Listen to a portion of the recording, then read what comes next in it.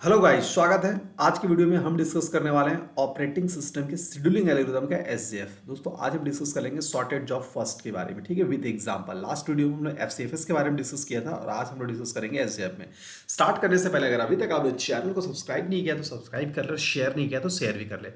ये वीडियो जो है आपको अगर कंप्यूटर साइंस के स्टूडेंट हैं तो आपके लिए बेनिफिशियल है। और दूसरी बात, अगर आपके जहन में है कि सर मुझे रीट का एग्जाम क्वालिफाई करना है, मुझे केवीएस, जीटीपीएलएस, गेट, यूजीसी नेट और कंप्यूटर साइंस बेस्ड किसी भी एग्जाम को क्रैक करना है तो ये वीडियो आपके लिए बहुत ही बेनिफिशियल है। चलिए स्टार्ट करते हैं एक बेहतरीन कॉन्सेप्ट के साथ विद इन एग्जाम्पल। दोस्तों, सबसे पहले बात क्या है, एसजेएफ है क्या? तो सिंपल सा बात है भाई, ये हमारा एक शेड्यूलिंग एल्गोरिथम है जिसको शॉर्ट फॉर्म में हम लोग एसजेएफ कहते हैं, sorted job first. In SJF scheduling, the process with the lowest burst time among the list of available processes in the ready queue is going to be scheduled in first.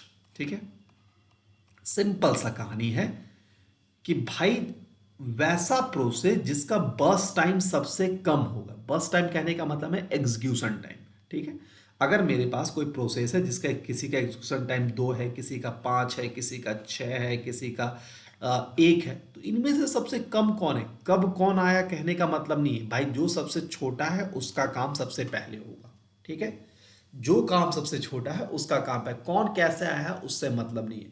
इसका अगर practical example देखना है तो आप ऐसे देख सकते हो। अगर मान लो आप कोई डाउनलोड कर रहे हो, आपने 10:30 में कोई डाउनलोड लगाया जिसका साइज है 5 GB।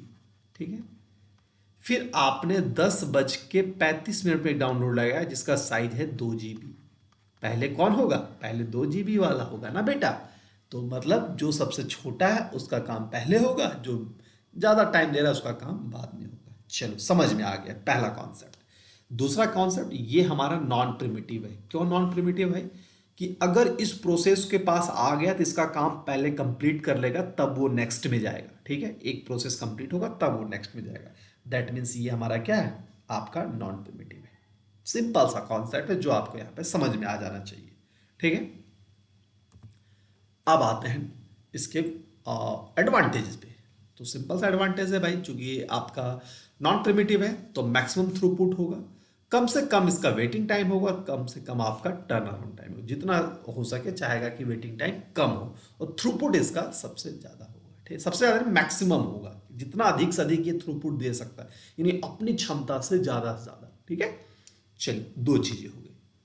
अब आते हैं इसके अवगुण पे, डिसएडवांटेजेस पे। It can be implemented partially since bus time of the process can not be known in advance. ठीक है, इसे हम लोग पार्शियली इन नहीं कर सकते हैं क्योंकि बस टाइम हमें पहले से मालूम नहीं होता। हम प्रोसेस के पास जाते हैं तब पता चलता है भाई इसका बस टाइम 5 है। जब हम प्रोसेस के पास जाते हैं तब पता चलता है भाई इसका बस टाइम हमारा 10 है।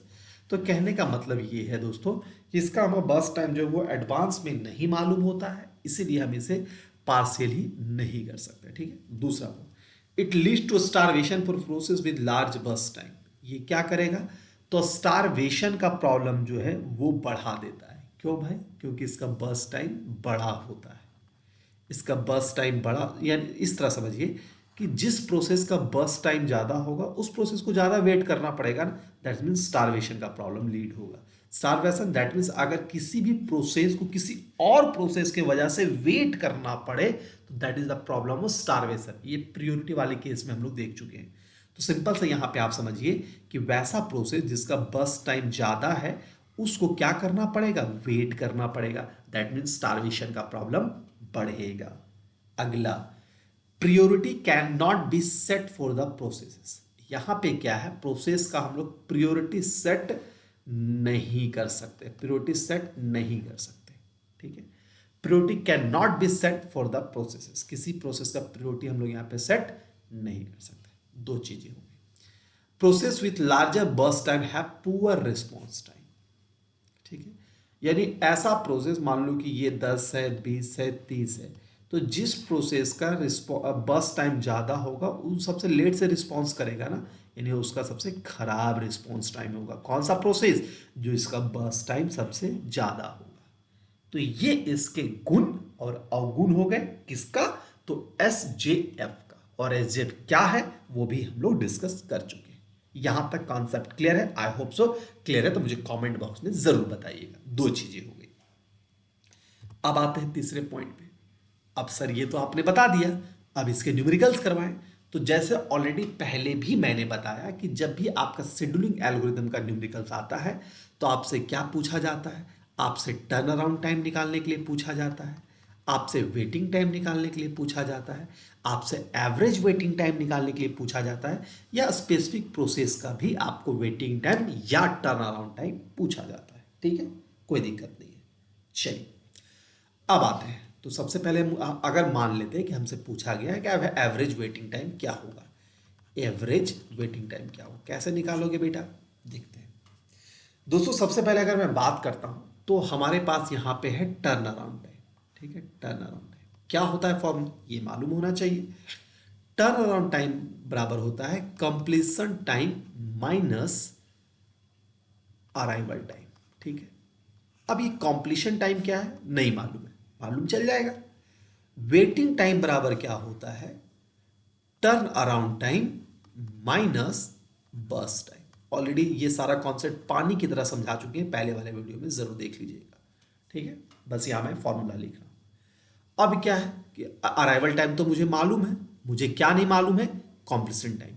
तो मुझे कॉम्प्लीशन टाइम फाइंड आउट करना होगा, तो इसके लिए हम यहां पे गैंट चार्ट डिजाइन करेंगे। लो भाई कर दिए गैंट चार्ट।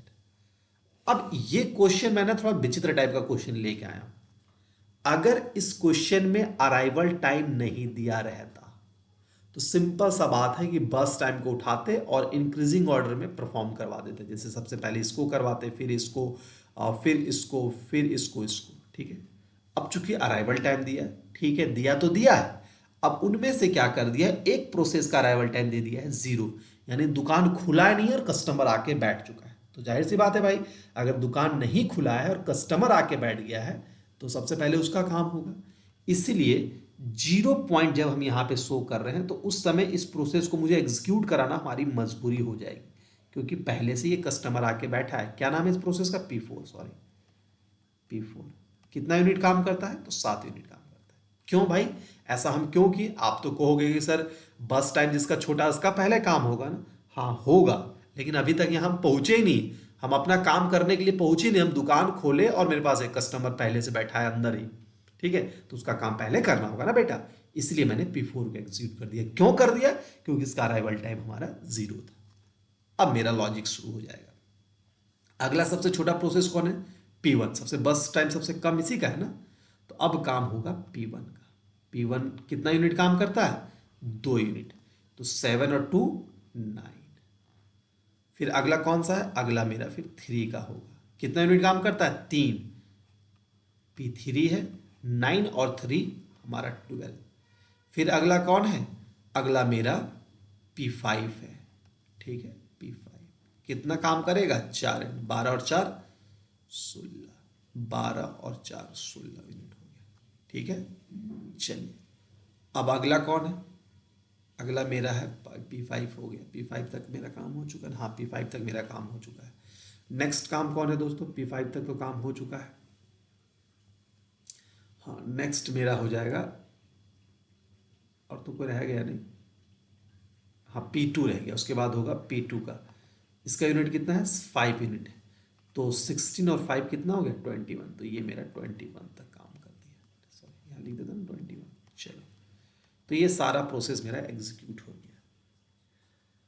अब देखो मुझे कंप्लीशन टाइम निकालना है, CT मतलब कंप्लीशन टाइम। P1 का कितना है, P1 कहाँ कंप्लीट हो रहा है, P1 मेरा 9 यूनिट पे का, ये इसका कंप्लीशन टाइम हो गया। P2 कहाँ हो रहा है, P2 हमारा हो रहा है 21 में, तो ये इसका 21 हो गया। P3 कहाँ हो रहा है, P3 मेरा 12 में हो रहा है। P4 कहाँ हो रहा है, तो P4 हमारा 7 में हो रहा है। P5 कहाँ हो रहा है, तो P5 हमारा 16 में हो रहा है। तो P1 जहाँ पे एंड कर रहा है, जैसे P1 ये है ना प्रोसेस, एंड कहाँ कर रहा है यहाँ पे, तो ये इसका कंप्लीशन टाइम हो गया। ये P4 का कंप्लीशन टाइम हो गया, ये P3 का कंप्लीशन टाइम हो गया, ये P5 का कंप्लीशन टाइम हो गया, ये P2 का कंप्लीशन टाइम हो गया। क्लियर है, चलो अब निकाल सकते हैं आराम से। टर्न अराउंड टाइम बराबर completion time minus arrival time, तो 9 minus 3 6, 11 minus 1 sorry 21 minus 1 20, 12 minus 4 8, 7 minus 0 7, 16 minus 2 14। Waiting time equal to turn around time minus burst time, turn around time minus burst time, 6 minus 2 4, 20 minus 5 15, 8 minus 3 5, 7 minus 7 0, 14 minus 4 10, that is the waiting time. Average find out करना है, add करो सबको, of 20 30 और 20 हो गया 30 34 हो गया, divide कर दो 5 से, क्यों नहीं 5 नहीं ना, 1 2 3 4 5 कितना हो गया 6.8, ये इसका एवरेज वेटिंग टाइम हो गया। किसी का पूछा एग्जाम में क्या पूछा जाता है, कभी कभी पर्टिकुलर एवरेज पूछा जाता है, कभी कभी पर्टिकुलर प्रोसेस का आपसे पूछ दिया जाए कि P4 का वेटिंग टाइम कितना है तो 0 है, P1 का वेटिंग टाइम कितना है 4 है, P2 का टर्न टाइम कितना है 20 है। तो this type question, such type of question जो हमारे एग्जाम में आते हैं। आई होप सो इस वीडियो से आपका एसजेएफ का कॉन्सेप्ट क्लियर हो गया होगा। अगर मेरा अराइवल टाइम नहीं दिया रहता तो हम इसी को बस ऐसे असेंडिंग ऑर्डर में काम कर देते हैं, ठीक है। आज की वीडियो के लिए इतना ही, फिर मिलते हैं नेक्स्ट वीडियो में अलग कॉन्सेप्ट के साथ। आपका और क्या रिक्वायरमेंट है ये मुझे जरूर बताइएगा। जिन बच्चों को आपको कंप्यूटर साइंस का बैच ज्वाइन करना है प्लस वाला, वो मुझे व्हाट्सएप इस नंबर पे कर देंगे, मैं उनको बता दूंगा कि कैसे उसको ज्वाइन करना है, ठीक है।